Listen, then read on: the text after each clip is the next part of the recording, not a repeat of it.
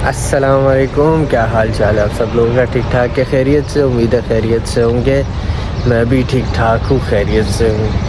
आज कोई गाड़ी की वीडियो नहीं है। आज मैं इस वक्त हूँ एडनॉक के पेट्रोल पंप पे और हम लोग जा रहे हैं उम्रे के लिए। और ये वाला पेट्रोल पंप जो है ये शारजा से 230 किलोमीटर दूर है। और इस पेट्रोल पंप का नाम मुझे नहीं याद। हम लोग 4 बजे निकले थे घर से और अभी 6 बज गए हैं और 2 घंटे का रास्ता है शारजा से।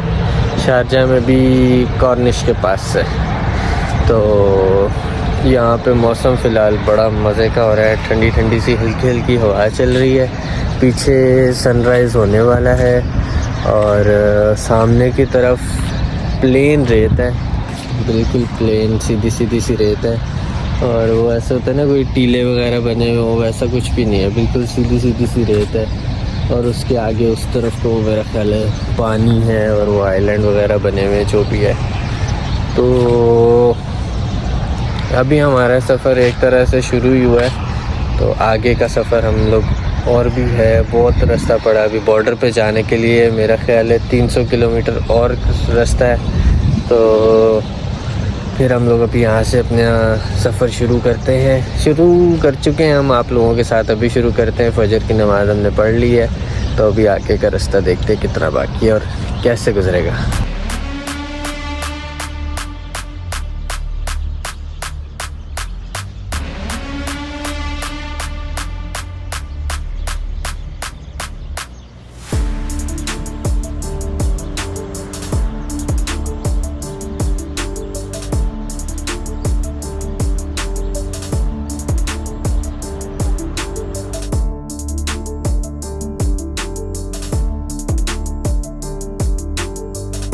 अभी कोई तकरीबन 1-1.5 घंटा गाड़ी चलाने के बाद हम सिला के इलाके में पहुँचे। यहाँ से हमने दोबारा पेट्रोल डलवाया है और अभी हम बिल्कुल बॉर्डर के करीब पहुँच गए हैं। ये एक और जगह थोड़ी सी अंदर करके जहाँ से आप लोग पेट्रोल वगैरह डलवा सकते हैं और फिर बिल्कुल बॉर्डर के करीब है।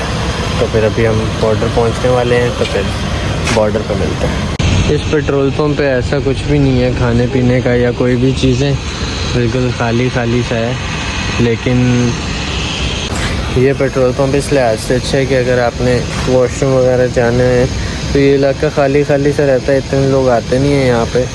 तो वॉशरूम साफ़ सुथरे मिल जाएंगे। और अगर कंपेयर करें बॉर्डर से, तो बॉर्डर में लोग ज़्यादा होते हैं, तो वहाँ पे हो सकता है कि आपको वॉशरूम इतने साफ़ ना मिलें। तो ये एक फ़ायदा है इस एरिया में रुकने का कि आप आराम से फ़्रेश हो सकते हैं। अच्छा जी, तो अभी हम पहुंच गए हैं सऊदीया के अंदर। ठीक है, हमने बॉर्डर क्रॉस कर लिया है। और बॉर्डर में क्या क्या चीज़ें होती हैं, सबसे पहला जो गेट है उसके अंदर आपको पासपोर्ट दिखाने पड़ते हैं अपने, जितने भी आपके हैं पासपोर्ट, मतलब जितने भी लोग हैं उन सबके पासपोर्ट आप देते हैं। फिर पासपोर्ट देने के बाद वो आपको एक पेपर बना देते हैं। वो पेपर आप बनाते हैं और वो आप नहीं बनाते, सॉरी, वो लोग बना के आपको देते हैं। फिर वो पेपर जो है वो आपने अपने पास रखना होता है सेव करके।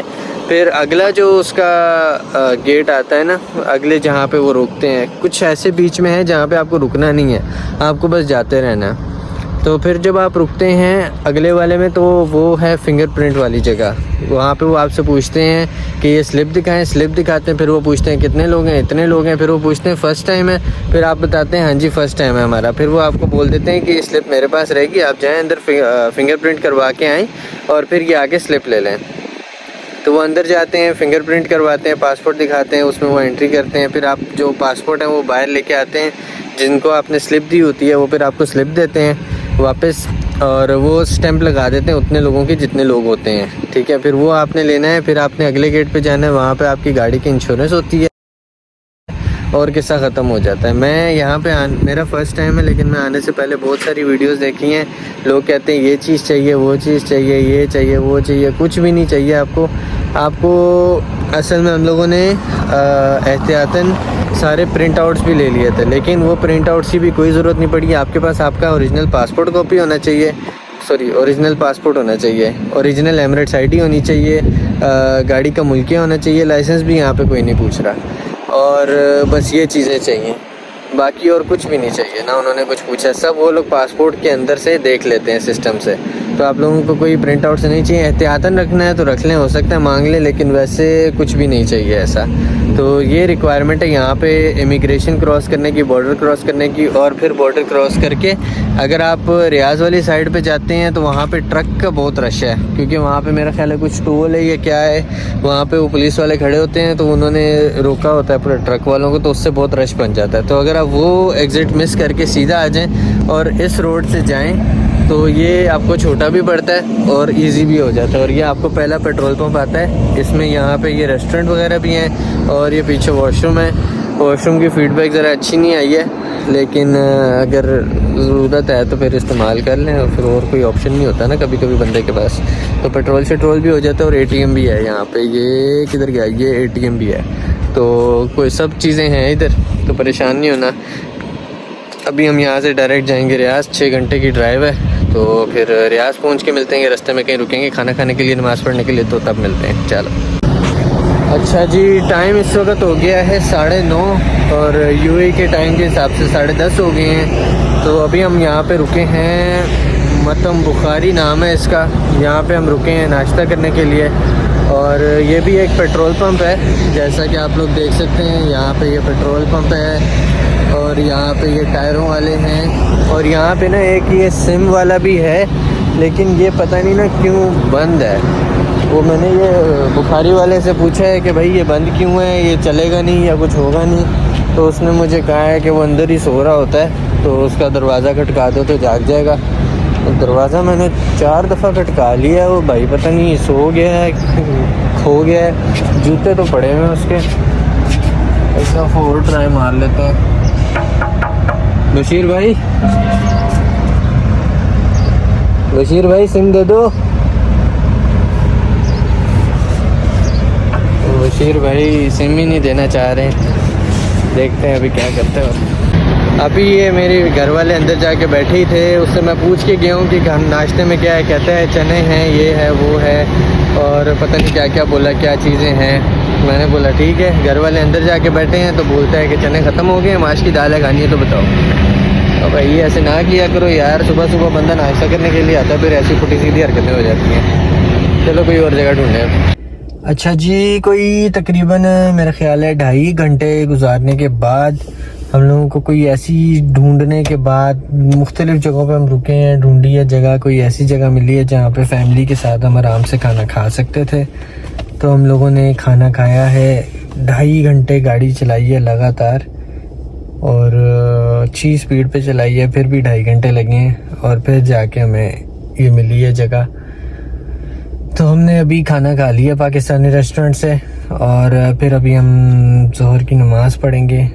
ठीक है, तो 12:30 बज रहे हैं, तो हम ज़ोहर की नमाज़ पढ़ेंगे और फिर हम यहाँ से निकलेंगे, अपना सफ़र कंटिन्यू करेंगे। इस जगह से जहाँ पे मैं हूँ अभी, यहाँ से 2.5 घंटे का सफ़र अभी और बाकी है, और 2.5 घंटे बाद हम इंशाल्लाह रियाज पहुँच जाएंगे जहाँ हमें जाना है। तो ये सब है सिचुएशन अभी तक की। खाना जहाँ से हमने खाया वहाँ का खाना इतना अच्छा नहीं था, लेकिन एवरेज था।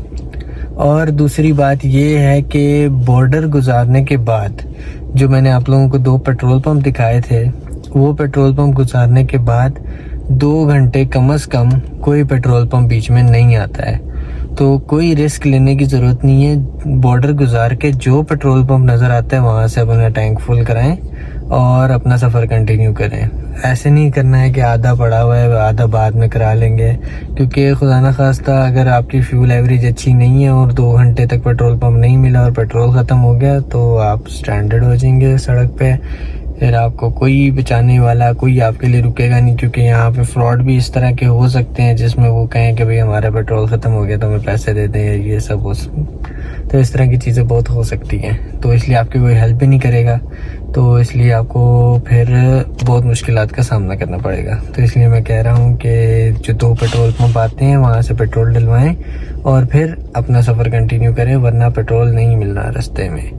और जो रोड है वहाँ पे रोड थोड़ी सी सही है, थोड़ी सी ख़राब है, तो वो अपनी गाड़ी जो है ना, गाड़ी ज़रा फिट रखनी है। अगर तो गाड़ी पे हाइड्रोलिक लगे हुए हैं या इलेक्ट्रिक सस्पेंशन है, इस तरह की गाड़ियाँ, तो आप स्लो स्पीड में चलाएं तो ज़्यादा बेहतर है, ताकि आप खड्डे से आराम से बचा सकें। लेकिन अगर आपकी नॉर्मल सस्पेंशन है तो फिर मसला नहीं है, फिर आप जैसे मर्ज़ी चलाएं, जिस मर्ज़ी स्पीड पे चलाएं कैमरा देख के। तो ये है अभी तक की अपडेट। तो अभी हम यहाँ पे मस्जिद में नमाज़ पढ़ेंगे और फिर यहाँ से अपना सफ़र कंटिन्यू करते हैं। According to Google Maps 2 hours and 30 minutes are left.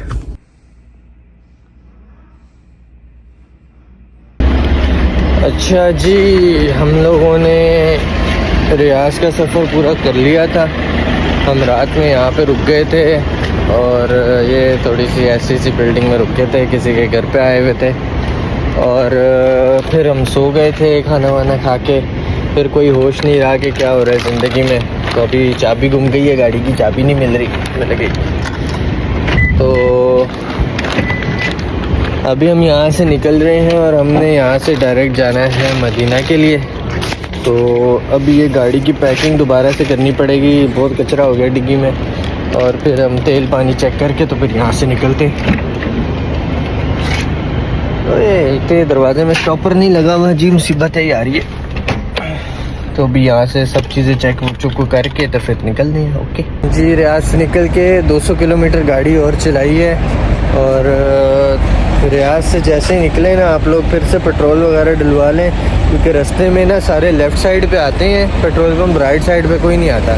ये 200 किलोमीटर बाद ही आया है एक पेट्रोल पंप, और इसके अंदर फिर चाय शाय का वो सब चीज़ें भी हैं अच्छी अच्छी, लेकिन 200 किलोमीटर के बाद ही आ रहा है पेट्रोल पंप, उससे पहले नहीं मिलेगा आपको कहीं पे भी। तो पेट्रोल का बहुत ध्यान रखें। यहाँ पे ना इस ट्रिप में पूरे पेट्रोल का बहुत इशू हो सकता है अगर आप लोग पेट्रोल का ध्यान नहीं रखते। हम लोग क्या करते हैं, जैसे ही आधा टैंक होता है ना, कहीं पे पेट्रोल पंप ढूंढ के तो भरवा लेते हैं। अभी क्या हुआ कि हम लोग आधा वाला भी मेंटेन नहीं कर सके, आधे से भी कम हो गया पेट्रोल, और फिर हमने यहाँ पे आके डलवाया, क्योंकि हम लोगों ने रियाज से निकलते हुए नहीं डलवाया था, यही सोचते हुए कि हाईवे पे मिल जाएगा। तो ये बहुत देर बाद ये वाला पेट्रोल पंप आया है, तो आप लोग ज़रा ये पेट्रोल का ध्यान रखें। बाकी इधर से हमने चाय शाय ले ली है, ये बूफिया करके कुछ है ये वाला जो है इससे। बाकी यहाँ पे चाय कॉफ़ी इतनी महंगी है, पता नहीं क्यों आग लगी हुई है चाय कॉफ़ी को। हमारे हाथ में सही है, 1 dirham की चाय मिल जाती है मज़े से, कहीं कहीं 1.5 की है। यहाँ पे 4-5 की तो ऐसे ही बोल देते हैं कि चाय 4 की है, कॉफ़ी 15 की है, पता नहीं क्या मजाक है।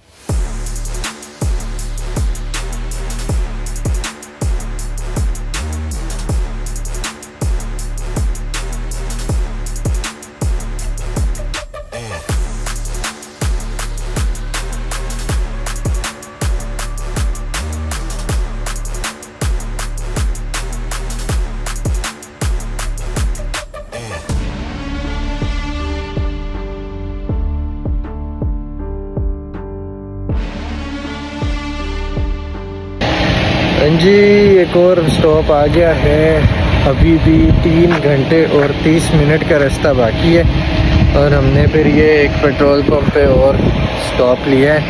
अब यहाँ पे थोड़ा सा फ्रेश होंगे। ये यहाँ पे क्या क्या मिलेगा आपको, ये बारबेक्यू का सामान वाली मार्केट मिल जाएगी, फिर उस तरफ एक रेस्टोरेंट मिल जाएगा, और क्या लिखा हुआ है, वो कुछ लिखा हुआ है उसका मतलब नहीं पता, वो भी है। फिर उसके बाद वहाँ पे ना ये यहाँ पे इधर करके कि पिज़्ज़ा कॉर्नर के नाम से है जगह, और यहाँ पे ये टायरों वाले बैठे हुए हैं, अगर खुदा ना खास्ता टायर वायर का कोई मसला हो जाता है तो। और 2 रेस्टोरेंट यहाँ पे भी हैं, एक ये है छोटा सा और एक वो है, तो ये भी है चीज़ें यहाँ पे, और वॉशरूम का भी इंतज़ाम है सही, और पीछे इसके मस्जिद भी बनी हुई है। तो आप लोग यहाँ पे अगर रुकते हैं तो यहाँ पे हर चीज़ अवेलेबल है। पीछे वो करके पार्किंग भी बनी हुई है, अगर आप लोग घर से खाना वाना लाए हुए हैं तो इधर ही कहीं पे रुक के तो खाना शाना का भी इंतज़ाम हो सकता है, बैठ सकते हैं आराम से। अगर शाम के टाइम पे, तो इस वक्त गर्मी है लेकिन साथ हवा भी चल रही है, तो सही है मौसम, ऊपर से मक्खी तंग कर रही है अपना। तो ये सब चीज़ें फ़िलहाल चल रही हैं। तो अभी भी हम रास्ते में हैं। मैं सोच रहा हूँ कि ये वाली जो वीडियो है यहीं पर ख़त्म करें, फिर इसका पार्ट 2 निकालते हैं, वो हम शुरू करते हैं बिल्कुल यहीं से। और ये फिर आगे मदीना के हो जाएगा। ये वाली जो वीडियो ना हम ये रखते हैं कि हमने यूएई से सऊदीया का सफ़र किया। ठीक है ना, राज़ी हैं? सही है, एग्रीड। चलो फिर मैं आप लोगों से मिलता हूँ अगली वीडियो में दोबारा। तब तक के लिए अपना ख्याल रखें। अल्लाह हाफ़िज़।